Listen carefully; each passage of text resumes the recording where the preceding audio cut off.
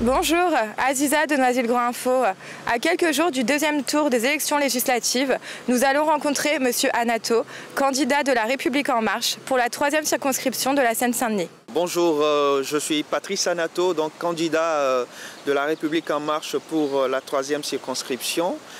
J'ai 41 ans, je vis à Noisy-le-Grand, je suis marié, je suis juriste de formation. Et aujourd'hui, je suis à mon compte comme consultant en transactions de fonds de commerce. Donc j'ai un statut d'indépendant. Je suis également impliqué dans la vie associative. Je suis membre du Conseil citoyen de Noisy-le-Grand et précédemment, j'ai aussi participé à une association de Noisy-le-Grand qui fait de la chorale, des chants gospel pour les maisons de retraite. Donc je suis vraiment un passionné de ma ville. Monsieur, bonjour. Dimanche, confirmez le choix de La République En Marche. Merci. Monsieur, bonjour. Confirmez dimanche le choix de La République En Marche.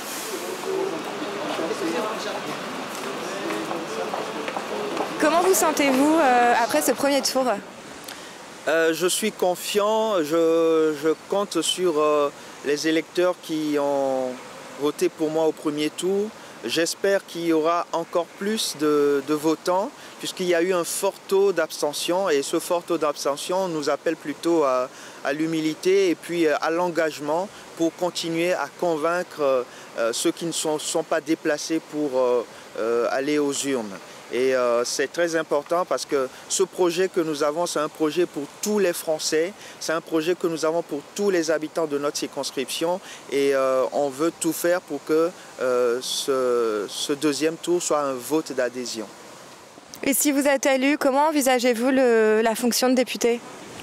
Alors pour moi, la fonction de député, certes c'est une fonction nationale, on est élu national, mais c'est aussi être un député de proximité.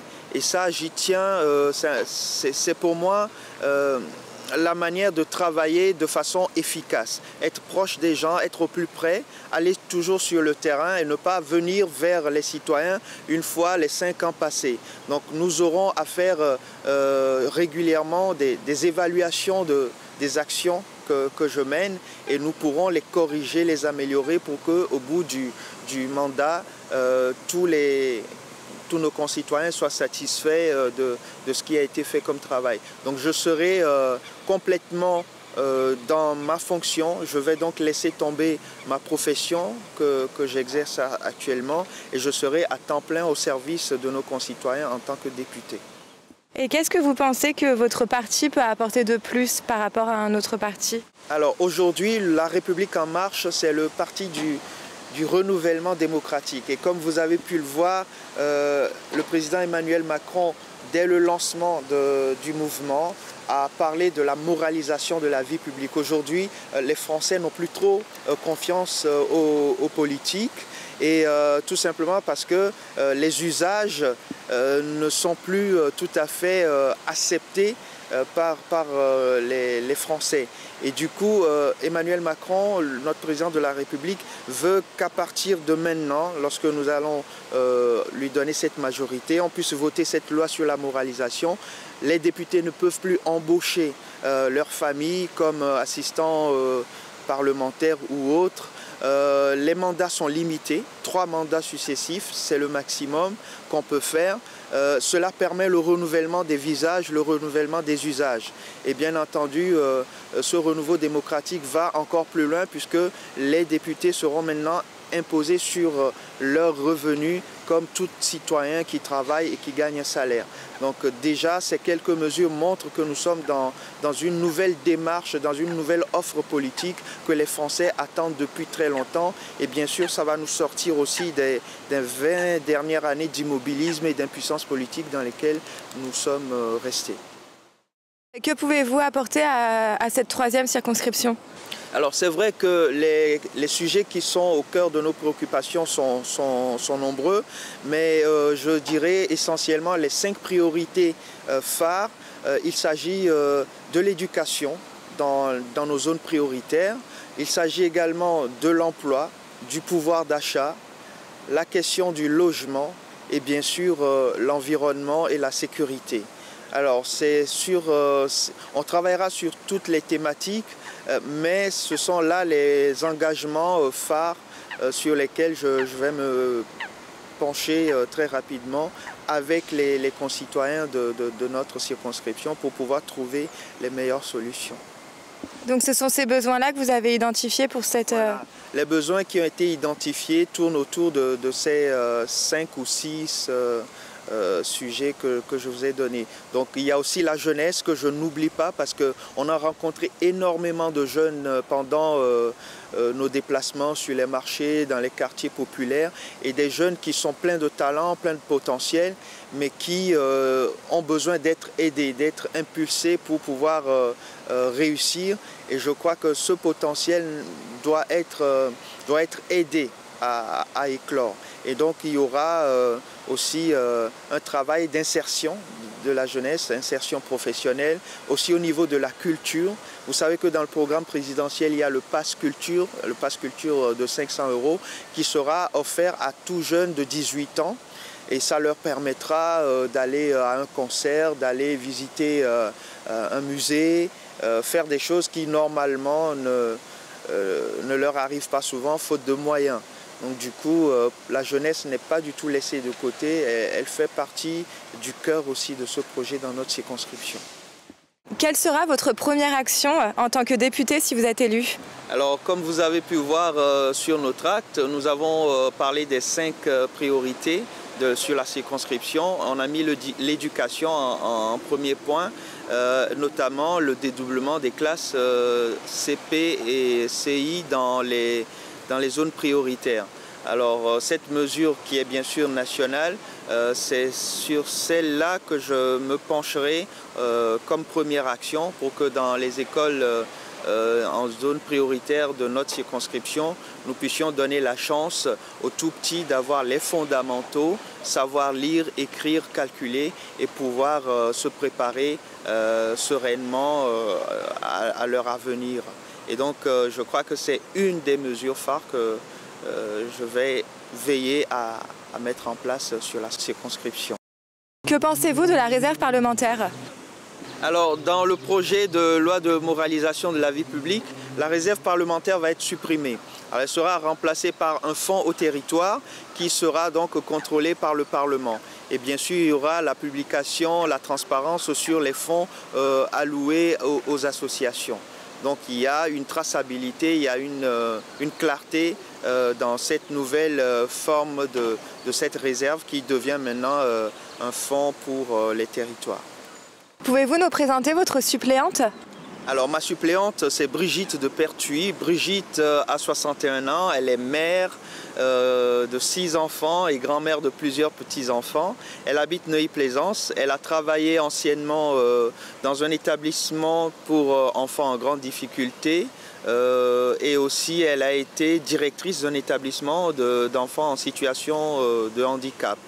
Aujourd'hui, elle a arrêté ses activités, elle s'occupe plus de sa famille et elle veut s'investir encore plus auprès des habitants de notre circonscription. Et comment s'organisera le travail avec votre suppléante ? Alors, nous allons continuer à travailler comme nous l'avons toujours fait dès le début de ce mouvement. C'est que nous travaillons avec les citoyens à la base. Nous avons donc des ateliers thématiques qui sont ouverts à toute personne, des thématiques sur la santé, sur l'emploi, sur toutes les questions qui concernent la circonscription également. Donc on aura à faire cette sorte de forum citoyen régulièrement pour recueillir les avis des uns des autres, les consulter en fait et ensuite faire remonter tout ça. Et c'est ce qui m'aidera moi lorsque je serai au Parlement de travailler sur ces questions et de sorte que ça puisse avoir des retombées concrètes sur le terrain. Avez-vous un message à adresser pour les électeurs encore indécis? Alors pour les électeurs indécis, je voudrais leur dire dimanche prochain, nous avons à prendre la décision d'une France nouvelle, d'une France qui réussit, mais qui réussit ensemble, d'une France qui veut que chaque Français soit fier de son pays, que la France soit une chance pour tous. si je reprends la formule du président de la République. Et donc, à tous ceux qui se sont abstenus, je les appelle vivement à venir, à conforter ce renouvellement qui est en train de se dessiner, qui ne laissera personne sur les bancs de touche, parce que c'est un programme qui à la fois porte des mesures pour encourager ceux qui sont déjà en train de produire, d'être productifs, et aussi d'aider les plus faibles. Donc c'est un programme vraiment équilibré qui tient en compte les plus faibles et qui donne aussi une impulsion à ceux qui ont envie d'aller plus loin. Voudriez-vous adresser un message à Dominique Delaunay et son suppléant Mathieu Vallet?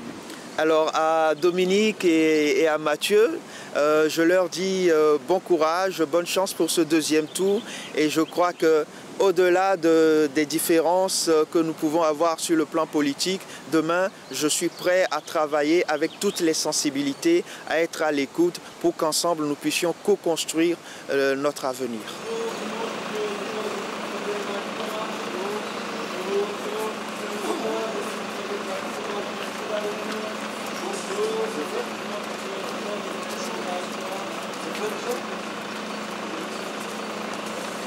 Bonjour, pouvez-vous vous présenter? Je suis le directeur de campagne de M. Patrice Anato, qui est candidat à La République En Marche sur la 13e circonscription de Seine-Saint-Denis.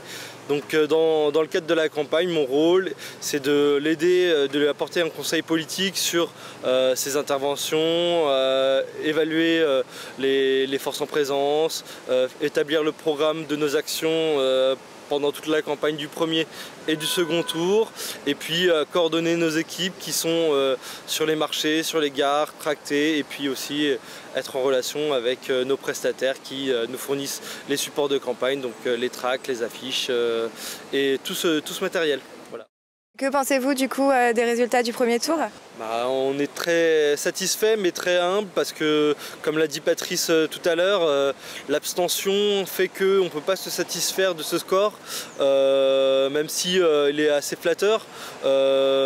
Avec une abstention à 50%, plus de 50% dans notre circonscription et même au niveau national, ça peut nous appeler à l'humilité, parce que ça veut dire que finalement, avec cette abstention, finalement presque 20% des personnes, finalement des inscrits, même moins, ont voté pour nous. Donc ça nous appelle à vraiment beaucoup de responsabilité, beaucoup d'humilité, à la fois pour le second tour et pour même la suite des événements, si jamais Patrice venait être élu, et à continuer à expliquer, à faire de la pédagogie et à être sur le terrain. Et si M. Anato est élu, est-ce que vous allez continuer à travailler ensemble? Bien sûr, c'est le but, c'est de continuer à travailler avec Patrice et puis travailler sur la circonscription avec lui.